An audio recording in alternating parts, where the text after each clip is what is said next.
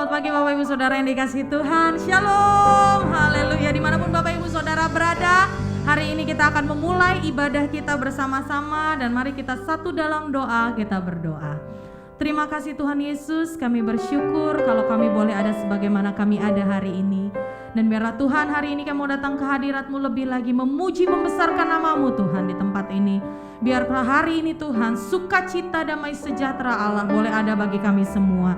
Dan kami rindu menaikkan puji-pujian kami di hadapan-Mu. Di dalam nama Yesus, setiap kita yang percaya dan siap memuji Tuhan, mari sama-sama katakan amin. Haleluya, mari terus memuji Tuhan.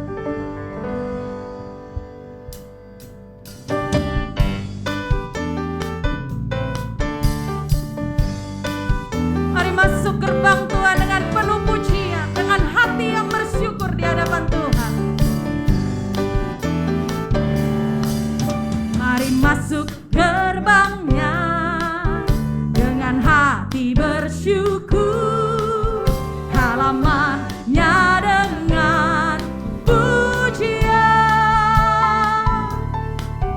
penuhi baitnya dengan nyanyian syukur, hadiratnya penuh sukacita. Sekali lagi katakan, mari masuk gerbangnya dengan hati bersyukur, halamannya dengan pujian, penuhi baitnya dengan nyanyian syukur, hadiratnya penuh sukacita. Sebab Tuhan Dia baik dan anugerahnya kekal selama-lamanya. Amin. Sebab Tuhan Dia baik dan anugerahnya kekal selama-lamanya. Amin. Mari bersama-sama nyatakan, mari masuk gerbangnya. Mari masuk gerbangnya dengan hati bersyukur, halamannya dengan pujian, penuhi baitnya dengan nyanyian, oh hadiratnya.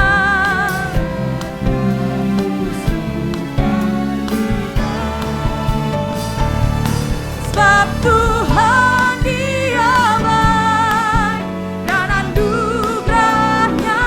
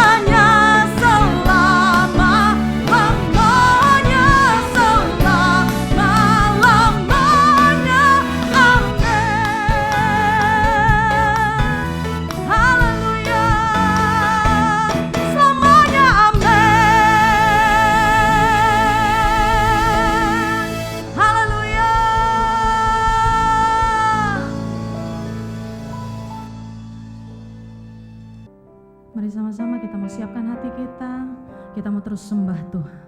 Makasih Tuhan Yesus. Kami rindukan hadirat-Mu Tuhan. Di tempat ini, di hati kami. Hadirlah Engkau Tuhan. Terima kasih Yesus.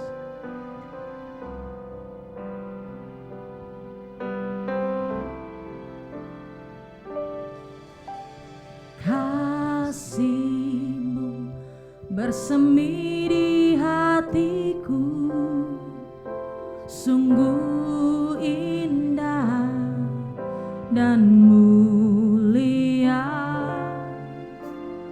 Damai-Mu bersemi di hatiku, tenggelamku di hadirat-Mu.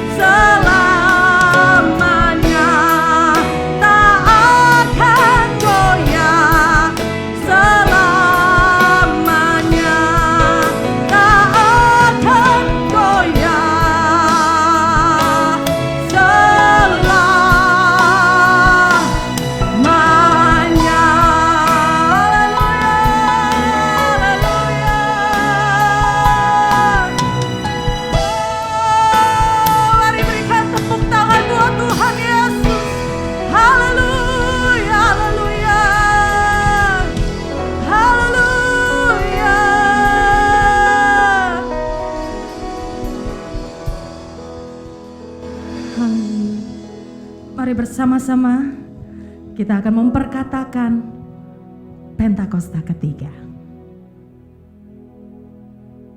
Pentakosta ketiga. 1. Pentakosta ketiga adalah pencurahan Roh Kudus yang dahsyat di zaman ini, melebihi yang terjadi di Azusa Street. 2. Pentakosta ketiga akan mengakibatkan penuaian jiwa yang terbesar dan yang terakhir sebelum Tuhan Yesus datang kembali. 3. Pentakosta ketiga akan membangkitkan generasi Yeremia, yaitu anak-anak muda yang dipenuhi Roh Kudus, cinta mati-matian kepada Tuhan Yesus, tidak kompromi terhadap dosa, dan akan bergerak untuk memenangkan jiwa. 4. Pentakosta ketiga lahir di Indonesia dan bergerak ke bangsa-bangsa. Gerakan ini dari timur ke barat dan akan kembali ke Yerusalem. 5. Pentakosta ketiga akan memberikan kuasa untuk menyelesaikan amanat agung, dan setelah itu Tuhan Yesus datang kembali.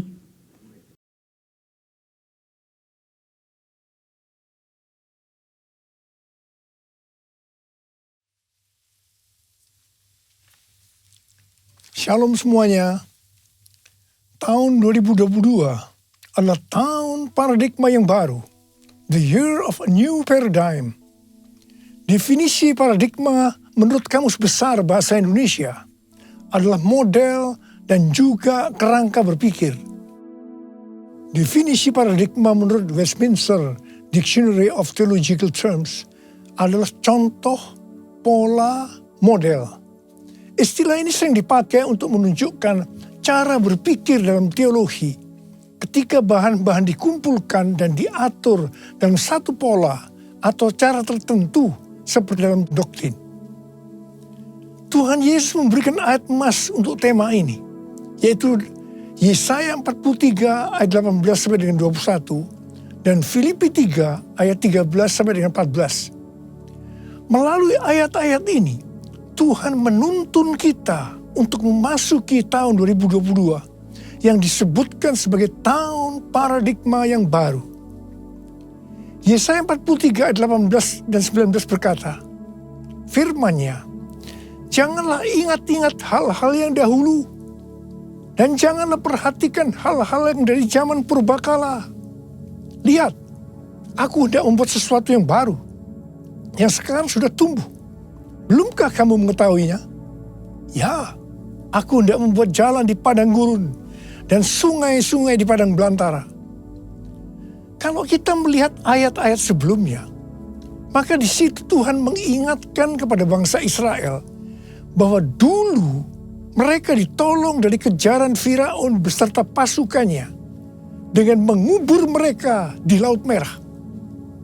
Tetapi sekarang, untuk membebaskan bangsa Israel dari Babel, Tuhan memakai cara yang lain, yang tidak sama dengan yang dulu dia lakukan. Tuhan berkata, janganlah ingat-ingat hal-hal yang dahulu. Janganlah perhatikan hal-hal yang dari zaman purbakala. Sekarang Tuhan membuat sesuatu dengan cara membuat jalan di padang gurun dan sungai-sungai di padang belantara, yang merupakan sesuatu yang mustahil dilakukan oleh manusia di zaman itu. Tetapi bagi Tuhan tidak ada yang mustahil. Katakan amin. Inilah yang disebut dengan paradigma yang baru. Sekarang Tuhan berbicara kepada kita semua bahwa memasuki tahun 2022, Tuhan akan menolong dan membebaskan kita dari masalah-masalah yang terjadi dalam seluruh aspek kehidupan kita. Apakah itu sakit penyakit, keluarga, pelayanan, bisnis, sekolah, masa depan, dan lain-lain dengan cara yang baru atau paradigma yang baru. Kita akan mengalami seperti yang terdapat dalam 1 Korintus 2 ayat 9 yang berkata, tetapi seperti ada tertulis, apa yang tidak pernah dilihat oleh mata, dan tidak pernah didengar oleh telinga, dan yang tidak pernah timbul dalam hati manusia, semua yang disediakan Allah untuk mereka yang mengasihi Dia. Ada 3 hal yang harus diperhatikan dalam memasuki tahun paradigma yang baru ini. Yang pertama, paradigma adalah inisiatif dari Tuhan sendiri, yang perlu diresponi oleh umatnya. Ada bagian yang Tuhan perbuat, dan ada bagian yang umatnya yang harus lakukan. Yang kedua, bagian Tuhan, yaitu membuat sesuatu yang baru. Yang ketiga, bagian umat Tuhan, yaitu melihat, mengetahui, dan menerima yang Tuhan buat. Bagaimana supaya kita mempunyai pola pikir paradigma yang baru? Yaitu melalui firman Tuhan dan Roh Kudus. Bukan kebetulan, sebelum memasuki tahun 2022, maka tema tahun 2021 adalah tahun integritas. Jadi hanya orang yang berintegritas atau yang menjadi serupa dengan gambar Yesus yang akan bisa mengerti dan meresponi dengan benar paradigma yang baru ini. Karena itu, kita harus melakukan seperti yang tertulis dalam 1 Yohanes 2 ayat 6. Bahwa kita yang percaya kepada Tuhan Yesus harus hidup sama seperti Kristus telah hidup. Karena kita telah hidup sama seperti Kristus telah hidup, maka kita akan menjadi serupa dengan gambarnya. Ku mau sepertimu Yesus, disempurnakan selalu dalam setiap jalanku, memuliakan namamu, memuliakan namamu, memuliakan namamu.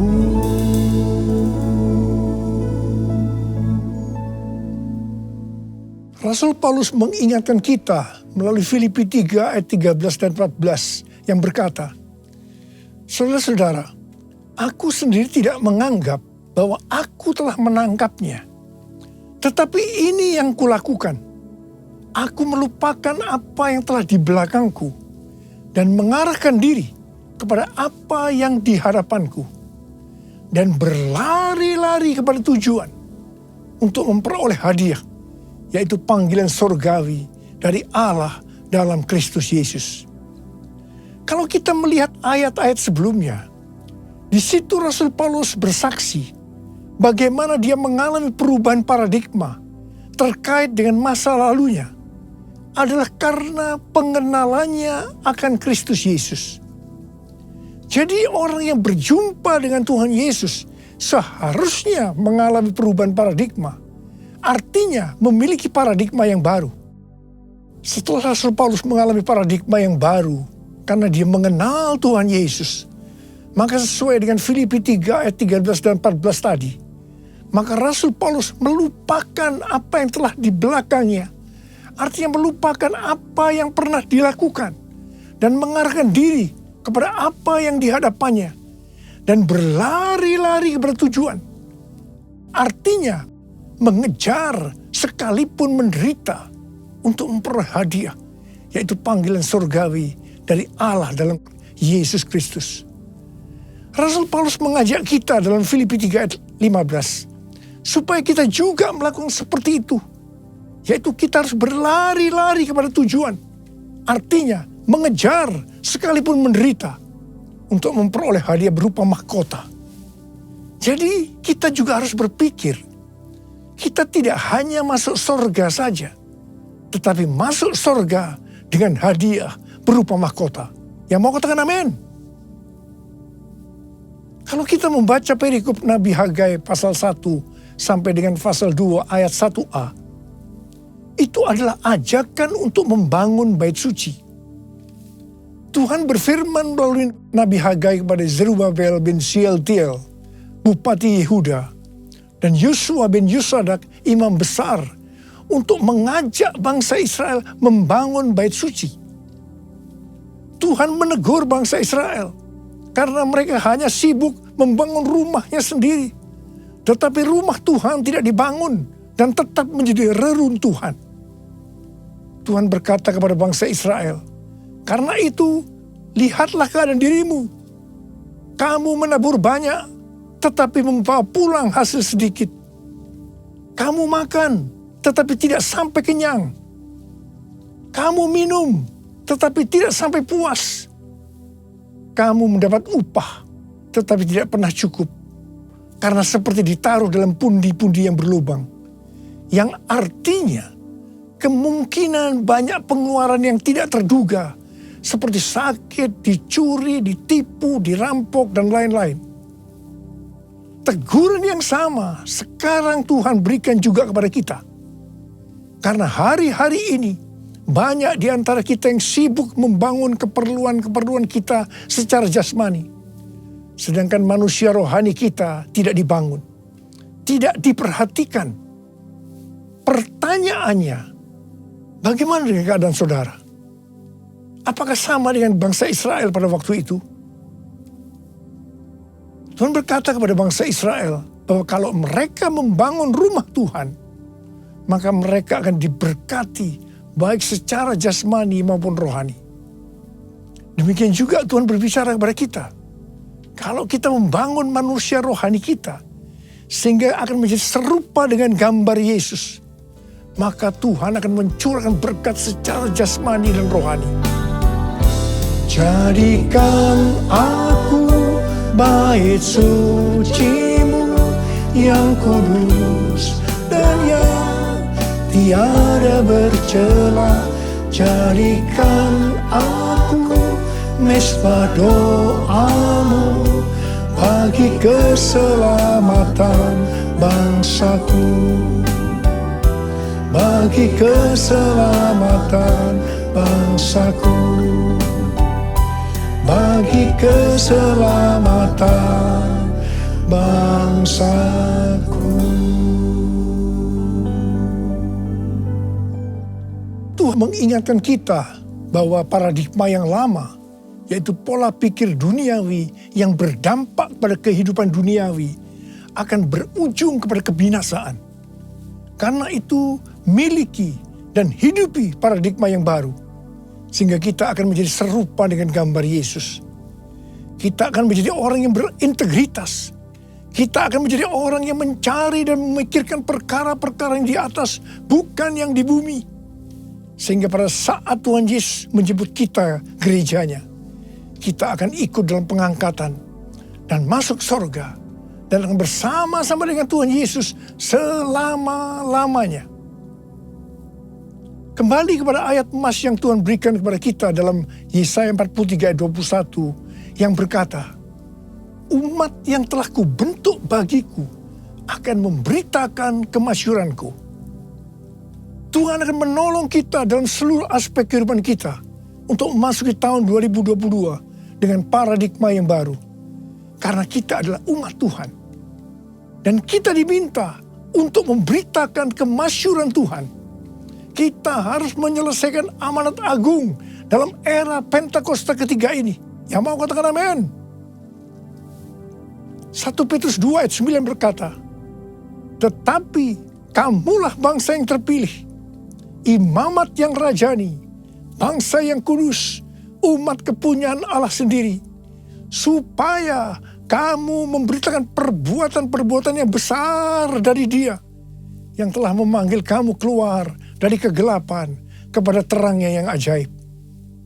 Ingat, tugas utama kita adalah memberitakan perbuatan-perbuatan yang besar dari Dia. Tugas kita untuk menyelesaikan atau menuntaskan amanat agung.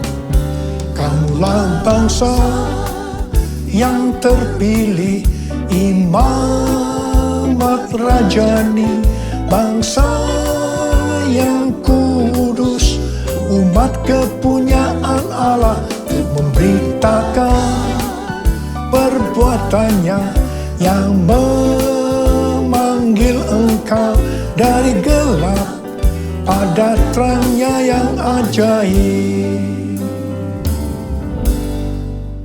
Arti imamat yang rajani adalah yang pertama, imam kepunyaan raja atau imam yang melayani raja.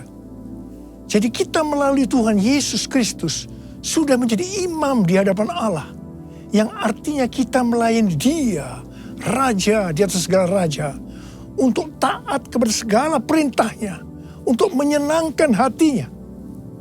Dan arti yang kedua dari imamat yang rajani adalah status kita sebagai imam dan raja sesuai dengan Wahyu 5 ayat 10 yang berkata, dan engkau telah membuat mereka menjadi suatu kerajaan dan menjadi imam-imam bagi Allah kita, dan mereka akan memerintah sebagai raja di bumi.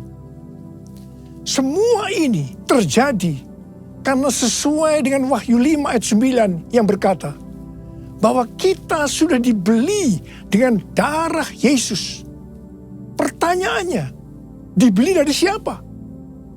Sesuai dengan Kisah Para Rasul 26 ayat 18, bahwa sebelum kita percaya kepada Tuhan Yesus, kita di bawah kuasa iblis.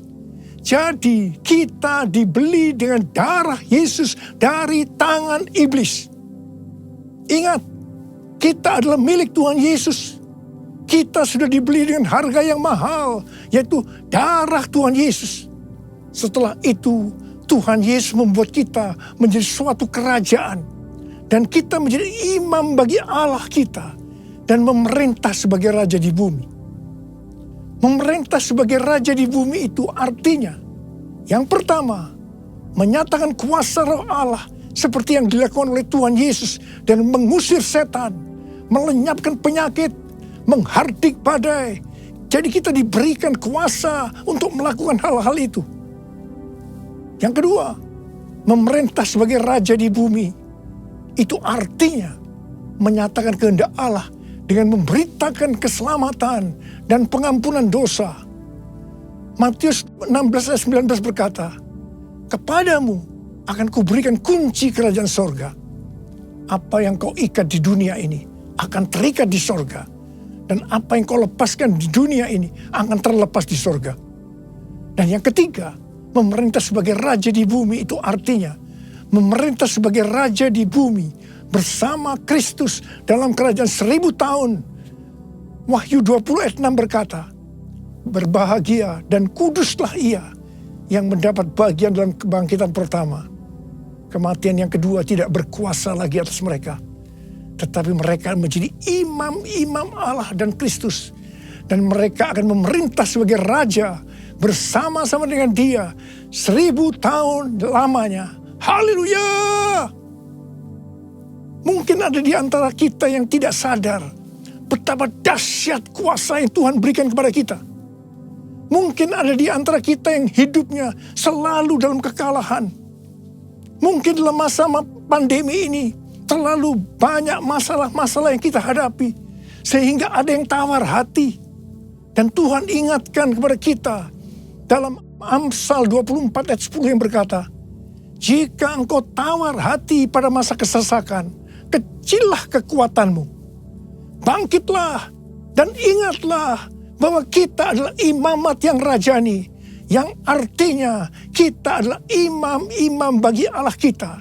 Dan kita memerintah sebagai raja di bumi ini. Kita harus senantiasa hidup dalam kemenangan. Haleluya! Taruh tangan kanan saudara di dada saudara. Katakan bersama saya. Akulah bangsa yang terpilih, imamat rajani, bangsa yang kudus, umat kepunyaan Allah, untuk memberitakan perbuatannya yang memanggil aku dari gelap pada terangnya yang ajaib. Haleluya! Memasuki tahun 2022, saya katakan bahwa persembahan sulung adalah paradigma yang baru untuk memberkati umatnya, yaitu saudara dan saya. Kalau saudara percaya, katakan amin. Amsal 3 ayat 9 dan 10 berkata, muliakanlah Tuhan dengan hartamu dan dengan hasil pertama dari segala penghasilanmu. Maka lumbung-lumbungmu akan diisi penuh sampai melimpah, limpah, limpah.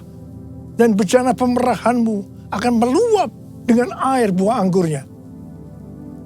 Persembahan sulung untuk tahun 2022 adalah seluruh penghasilan yang didapatkan pada bulan Januari 2022 dan diberikan pada bulan Februari tahun 2022. Dan ini sudah kita lakukan lebih dari 10 tahun. Persembahan sulung adalah hasil pertama yang merupakan hasil terbaik secara kualitas dan kuantitas. Hasil pertama dari gaji kita, bukan sisa-sisa. Ini merupakan referensi dari catatan Amsal 3 ayat 9 dan 10 dari The Apologetics Study Bible dan catatan Alkitab Penuntun Hidup Berkelimpahan seri Life Application Study Bible versi Injili.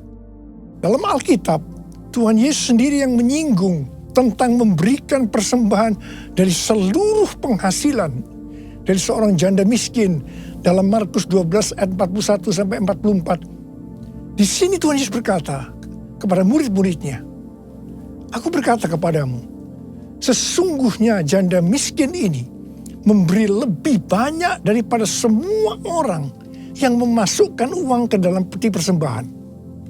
Sebab mereka semua memberi dari kelimpahannya.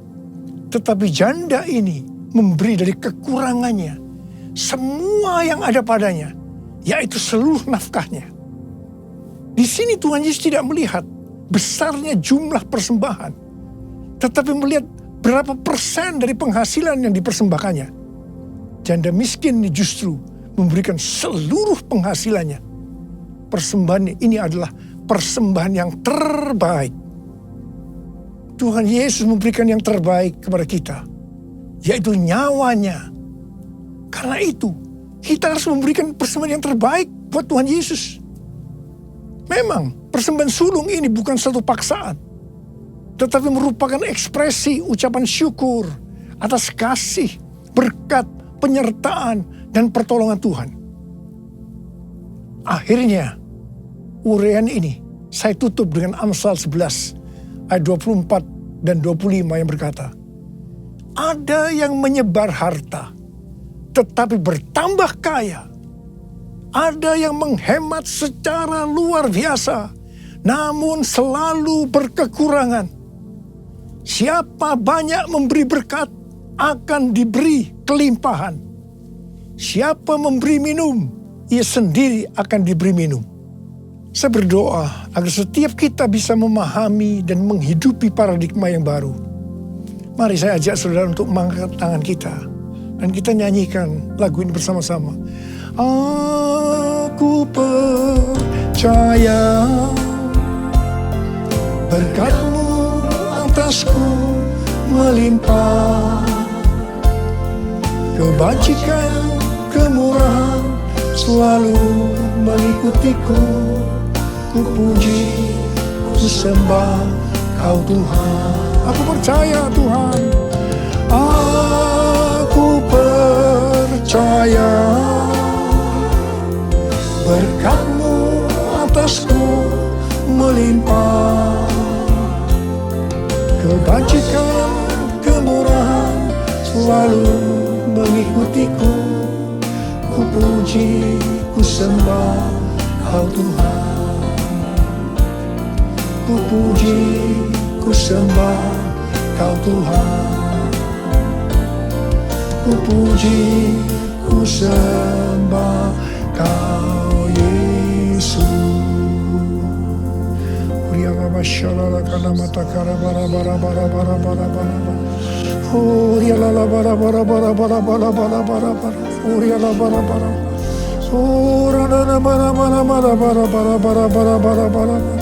Ya Tuhan, ya Tuhan, kami memasuki tahun paradigma yang baru. Tuntun kami semua Tuhan, tuntun kami untuk bisa memahami dan menghidupi paradigma yang baru itu Tuhan. Berkat-Mu melimpah buat anak-anak-Mu, kami percaya Tuhan. Kami terima berkat-Mu, kami terima berkat-Mu, terima berkat Tuhan saat ini. Terima. Oh, rala-bala-bala-bala. Oh, raba-baba, terima kasih Tuhan. Ku puji, ku sembah Kau Tuhan. Ku puji, ku sembah Kau Tuhan. ku puji, ku sembah Kau Yesus.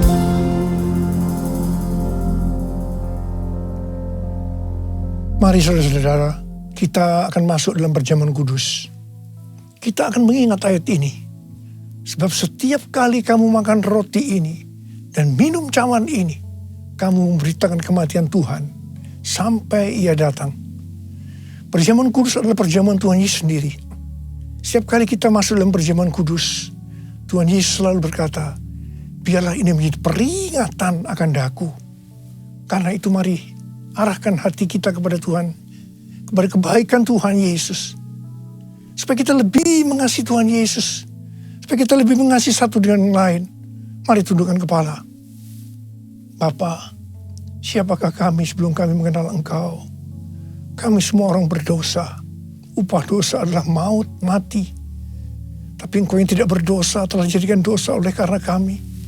Engkau harus turun dari sorga mulia, menjelma menjadi manusia, dan mati ganti kami dengan penderitaan yang luar biasa. Sungguh kalau kami pikirkan, ya Tuhan, betapa baiknya Engkau itu. Engkau jadikan kami sebagai anak-anak-Mu. Engkau tuntun, Engkau bela, Engkau lindungi, Engkau berkati kami. Engkau sembuhkan kami. Engkau juga tegur kalau kami berbuat salah. Itu Engkau ya Aba. Itu Engkau ya Aba.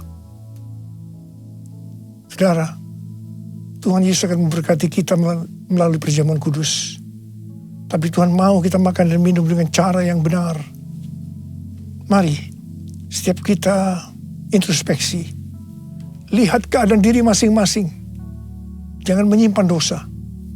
Kalau Tuhan ingatkan ada dosa yang harus kita selesaikan saat ini, langsung kita minta ampun. Ampuni kami Tuhan. Ampuni ya Tuhan. Ampuni. Tuhan, ampuni kami semua. Ampuni kami semua ya Tuhan, ampuni. Terima kasih ya Bapa. Kami akan masuk dalam perjamuan kudus dengan hati yang penuh ucapan syukur. Dalam nama Yesus kami berdoa. Amin. Sekarang mari saya ajak saudara untuk mengangkat roti di tangan kanan kita tinggi-tinggi. Sebab apa yang telah kuteruskan kepadamu telah aku terima dari Tuhan. Yaitu bahwa Tuhan Yesus pada malam waktu ini diserahkan mengambil roti. Dan sesudah itu ia mengucap syukur atasnya. Ia memecah-mecahkannya dan berkata, inilah tubuhku yang diserahkan bagi kamu. Perbuatlah ini menjadi peringatan akan aku. Saudara kasih Tuhan, bukankah roti yang kita pecah-pecahkan ini adalah persekutuan kita dengan tubuh Kristus? Mari kita makan dalam nama Yesus.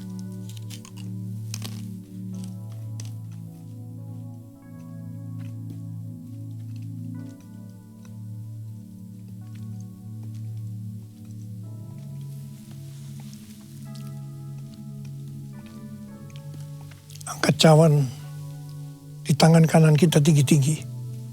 Demikian juga ia mengambil cawan sesudah makan. Lalu berkata, cawan ini adalah perjanjian baru yang dimeteraikan oleh darahku. Perbuatlah ini. Setiap kali kamu meminumnya menjadi peringatan akan aku. Saudara kasih Tuhan. Bukan cawan pengucapan syukur. Yang atasnya kita ucapkan syukur. Adalah persekutuan kita dengan darah Yesus. Mari kita minum dalam nama Yesus.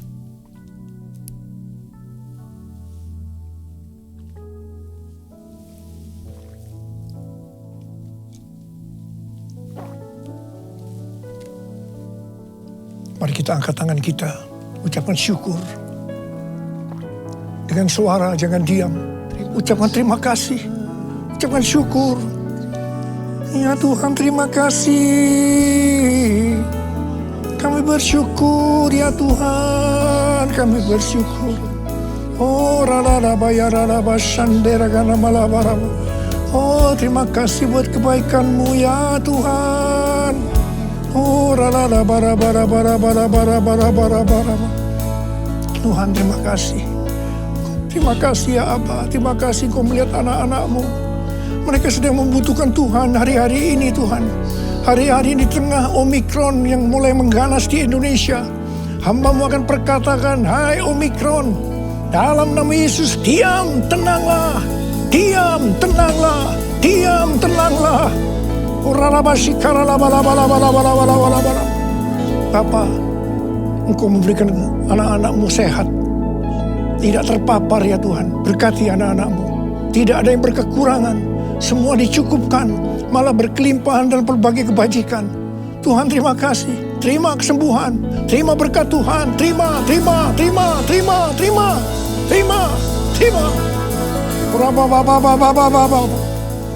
Terima kasih Yesusku, terima kasih Yesusku. Puji syukur hanya bagi Tuhanku. Terima kasih Yesusku, terima kasih Yesusku. Puji syukur hanya bagi Tuhanku. Terima kasih ya Tuhan. Terima kasih Yesusku, terima kasih Yesusku. Puji syukur hanya bagi Tuhanku. Terima kasih Yesusku, terima kasih Yesusku. Puji syukur hanya bagi Tuhanku.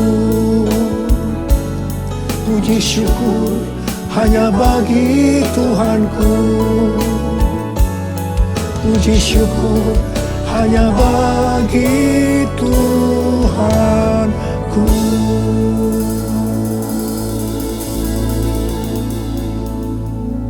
Sekarang terimalah berkat Tuhan. Kasih karunia berlimpah-limpah daripada Allah Bapa dalam Anak yang tunggal Yesus Kristus. Persekutuan yang manis dengan Roh Kudus menyertai saudara sekalian mulai hari ini. Sampai Tuhan Yesus datang menjemput kita di awan-awan dan bahkan sampai selama-lamanya. Yang percaya bersama-sama katakan, Amin.